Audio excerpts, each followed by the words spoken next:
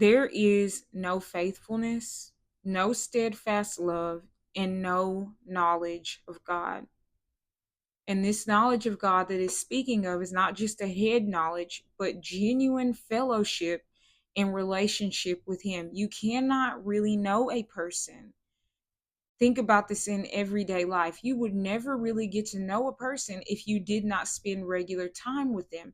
This is why we have instances where we spend a little time with people and then they're like, whoa, where did this come from? It's not that it wasn't always there, it's just you did not get to know the person.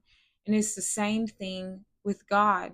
If you don't genuinely get to know Him and have fellowship with Him in private, there are going to be some things that are going to come about and you're going to be confused. And it's not because God changed, it's because you did not genuinely know who He was from the beginning, because you didn't have a real relationship with Him. And maybe you did accept Jesus, but you never took it any further than that. You weren't getting in the Word, you weren't in prayer, you weren't fasting, you weren't seeking the face of God, you weren't in a good church, local church body where you can hear the truth of God's word being preached. Or maybe you've been a part of a church that is not teaching the full counsel of God. Whatever the case may be, you do not have a real knowledge of who God is.